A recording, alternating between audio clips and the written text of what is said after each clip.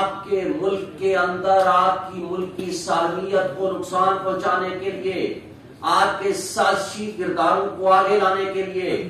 انہوں نے عمران خان کو سبق سکھانے کے لیے، ان کو سائیڈ لائن کرنے کے لیے یہاں کے ہینڈلرز اور لوکلز کو ساتھ ملا کر کے جو واردات کی ہے، کیا اس کے سازشی کردار آج مدعی نہیں بن کے بیٹھے ہیں؟ یعنی جو مجرم ہونے چاہیے اس قوم کے،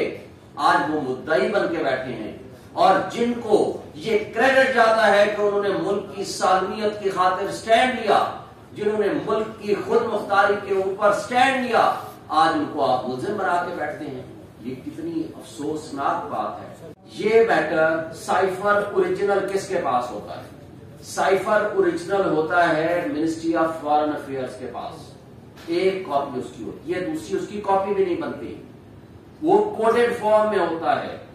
اس کا مفہوم لکھ کے سیکرٹری فارن افیئرز وہ 4 اشخاص کو بھیجتا ہے، پریزیڈنٹ آف پاکستان،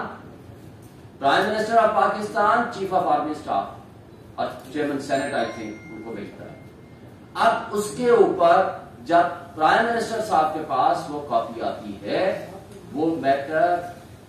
کیبنٹ میں جاتا ہے، کیبنٹ میں وہ ڈی کلاسیفائی ہوتا ہے، یعنی کلاسیفائیڈ ڈاکومنٹ وہ نہیں رہا۔ ڈی کلاسیفائی ہونے کے بعد اس کو ریفر کیا جاتا ہے to the national security committee which is the highest forum regarding the security issues. پھر اس کو نیشنل سیکورٹی کمیٹی مارچ کرنے کا حکم دیتی ہے اور منٹس بنتے ہیں، اور وہ ثابت ہوتا ہے کہ ایک فورن اسٹیٹ نے پاکستان کے اندرونی معاملات میں مداخلت کی ہے۔ اور پھر اس کے بعد اس زمانے میں عمران خان صاحب ایک کمیشن بناتے ہیں جنرل ریٹائرڈ طارق کی سربراہی میں، جو کہ وہ معذرت کر لیتے ہیں۔ اس دوران اسپیکر کے ذریعے اور پریزیڈنٹ صاحب کے ذریعے چیف جسٹس آف پاکستان کو سائفر کے وہ کنٹینٹس بھیجے جاتے ہیں، اور ان کو ریکویسٹ کی جاتی ہے کہ آپ اس کے اوپر کمیشن بنائیں، جوڈیشل کمیشن، کیونکہ یہ ملک کی سالمیت کا سوال ہے، ملک کی خود مختاری کا سوال ہے، تو اس کے اوپر کمیشن نہیں بنتا۔ پھر اس دوران ووٹ آف نو کانفیڈنس ہو جاتی ہے۔ پھر دوبارہ یہ میٹر نیشنل سیکورٹی کمیٹی میں ہیڈڈ بائی شہباز شریف صاحب جاتا ہے، پھر اس کے دوبارہ منٹس بنتے ہیں، اور اس کے اندر اسد مجید کو ایمبیسڈر کو طلب کیا جاتا ہے، وہ آ کر ان کنٹینٹس کی تصدیق کرتے ہیں، نہ صرف ان کی تصدیق کرتے ہیں بلکہ اس کو کورابریٹ کرتے ہیں اور اس کا ایکسپلین کرتے ہیں۔ پھر اس ایکسپلینیشن کے ساتھ وہ منٹس بنتے ہیں۔ پھر شہباز شریف صاحب فلور آف دی ہاؤس پہ کھڑے ہو کر یہ تقریر فرماتے ہیں کہ جناب اس کے اندر دھمکی آمیز گفتگو ہے، تو مجھے بتا دیں وہ دھمکی آمیز گفتگو پھر کیا تھی؟ اور پھر نہ صرف دھمکی آمیز گفتگو کا ذکر ہوتا ہے بلکہ وہاں کہا جاتا ہے کہ ہم ایک ہائی پاورڈ انکوائری کمیشن یا کمیٹی بنائیں گے، لیکن وہ آج تک نہیں بنتی، اس لیے کہ پورا جھگڑا اس بات پہ رہا کہ مداخلت تو ہم تسلیم کرتے ہیں لیکن سازش تسلیم نہیں کرتے۔ تو ہم یہ سوال کرتے ہیں کہ حضور سازش میں تو آپ خود ملوث ہیں، تو آپ اپنے خلاف کیوں انکوائری کمیشن بٹھائیں گے، اپنے خلاف کیوں تحقیقات کرائیں گے؟ تو جب مداخلت ایڈمیٹڈ ہے تو اس کے کنٹینٹس ایڈمیٹڈ ہیں، سائفر کی آج بھی موجودگی ایڈمیٹڈ ہے، اور پھر اتفاق سے سائفر کی contents to some extent leak ہو جاتے ہیں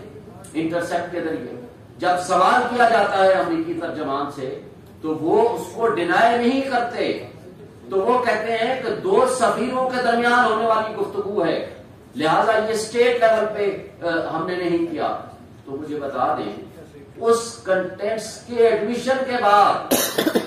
کیا اس میں کوئی شک و شبہ آج باقی رہ گیا ہے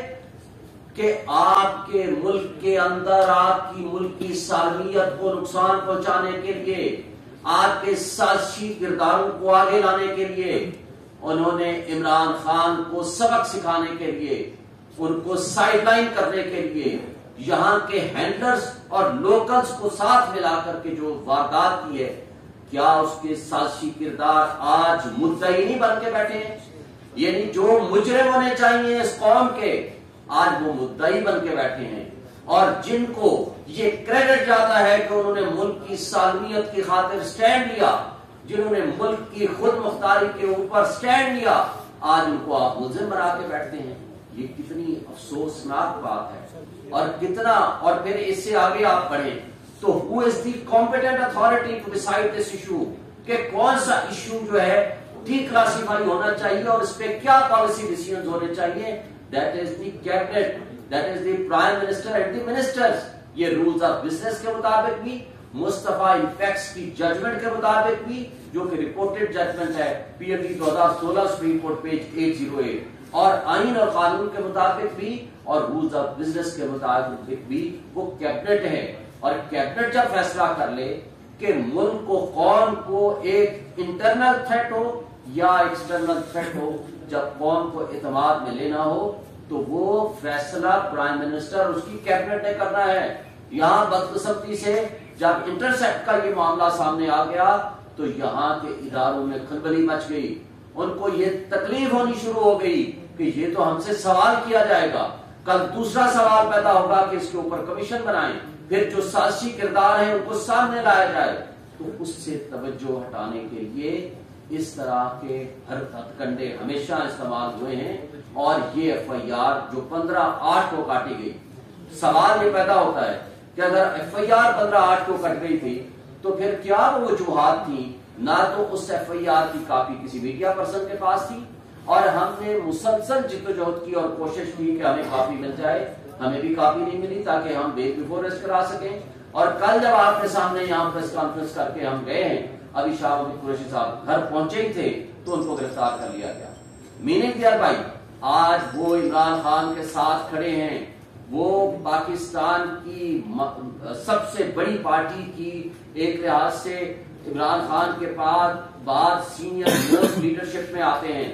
اس لیے ان کو گرفتار کیا جانا ضروری تھا تاکہ ایک پولیٹیکل وکٹمائزیشن کے ذریعے جو PTI کو کرش کرنے کی ایک پالیسی چل رہی ہے اس پہ عمل درآمد ہو سکے، اور اس ذریعے سے یہ سبق سکھا سکیں کہ آپ خان صاحب کے ساتھ کیوں کھڑے ہیں. پریس کانفرنس اگر ادروائز ہوتی، اگر in favour of the against the Imran Khan اور PTI ہوتی تو اگلے دن سارے گناہ معاف ہو جاتے، پھر نہ ملٹری ایکٹ لگتا، نہ کوئی اور مقدمہ ہوتا، نہ کسی قسم کی کوئی اور واردات ہوتی. اور پھر یہ جو آرمی ایکٹ والا معاملہ ہے، آپ کو پتا ہے کہ چونکہ وہاں آرمی ایکٹ کے حوالے سے کیس چل رہا ہے، اور یہ اس لیے بھی یہ کرانا ضروری تھا کہ وہاں سیولینز کے اوپر ملٹری ٹرائل نہیں ہو سکتا. اس وجہ سے بھی by force and by mala fide intention اس ایکٹ کو پاس کرایا گیا کہ تاکہ جو لیکونا ہے اس کو فل ان کیا جا سکے.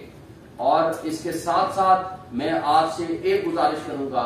کہ ہمارے میڈیا والے دوست اور ہمارے سوشل میڈیا والے اور سارے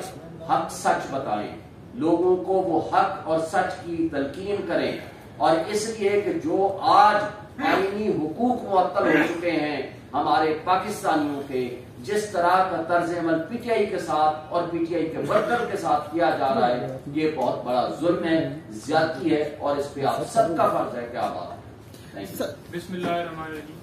2 منٹ.